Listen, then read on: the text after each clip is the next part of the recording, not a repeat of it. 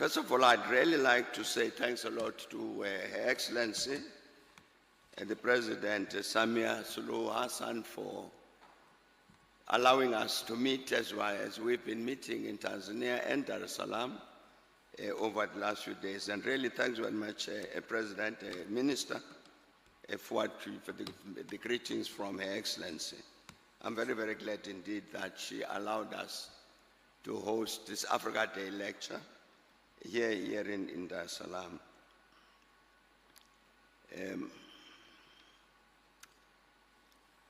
As everybody has said, we've got people who are scheduled to speak. This is their day to talk about these African challenges. So I won't be long, because really, basically, I have nothing to say except to say thank you to them for what they're going to say, and welcome, so that they take over this microphone. I'm looking at Generali here. He's one of the people that has to speak. You know, when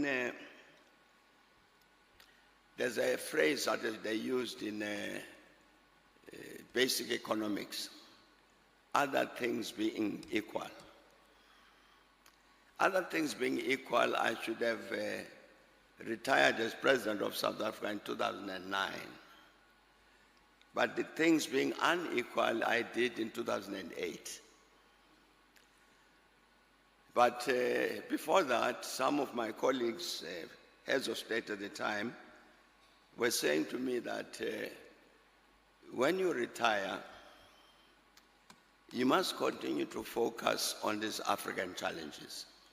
They were saying to me that you know very well that as a continent we've adopted many, many policies, good policies, for the future of Africa.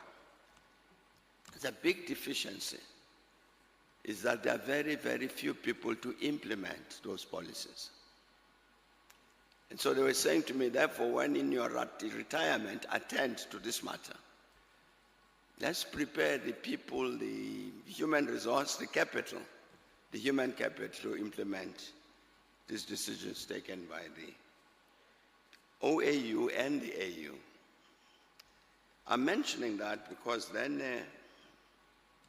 when we established the foundation, as Ambassador Mpungwe was saying, indeed the understanding was that this was an Africa foundation, not a South African foundation. And one of the very first things we did was to establish an African leadership school to do what my colleagues had been saying. Let's develop the cadres who are going to be focused, be knowledgeable about these Africa policies and act on them. We established this African Leadership Institute at the University of South Africa. That was our, in a sense, first association, formal association with the University of South Africa. And the reason for that was because the University of South Africa, being a distance learning institution, has got a very good footprint on the African continent. I don't know how many, 40 plus African countries. Got students from 40 plus African countries at the University of South Africa. So we thought that to set up this leadership institute of ours focusing on the continent, the best place to put it would be at the University of South Africa.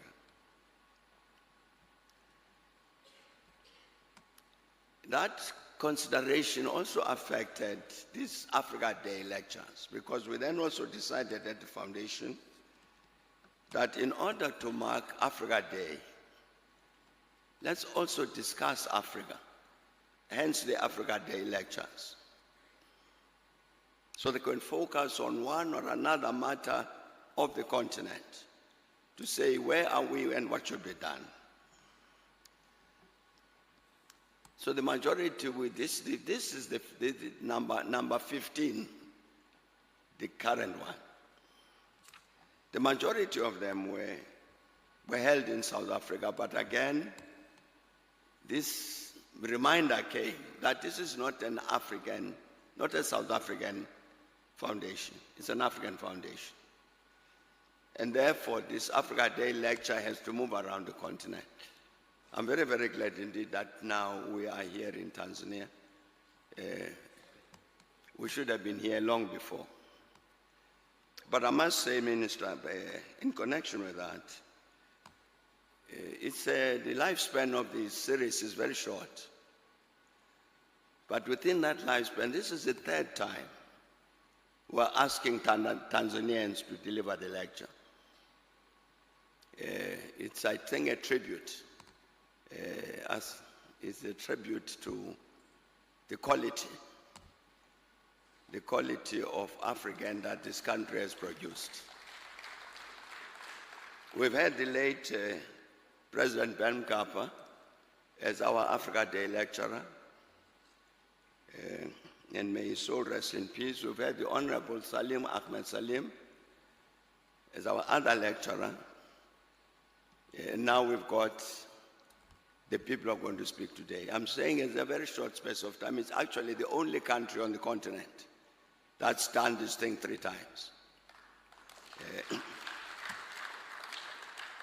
To discuss this very important question, the state of the continent and this re-energization, or whatever the correct word is,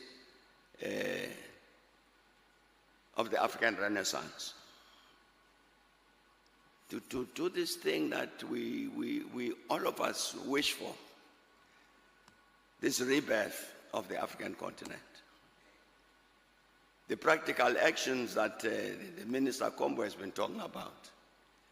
Practically, what is it that we do? We've got a vision, we think we know where to go. What are we doing practically? So I really want to say thanks a lot to everybody who agreed to be our speakers today.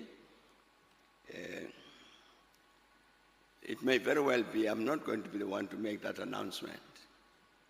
Max, I don't know if you're going to be the one to make it.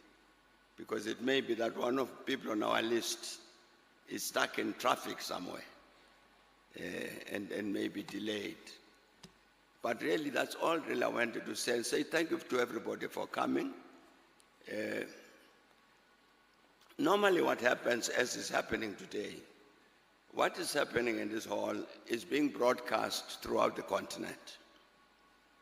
So it's not only us here who are listening,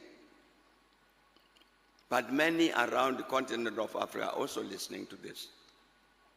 So we are interacting with the rest of the continent about the continent.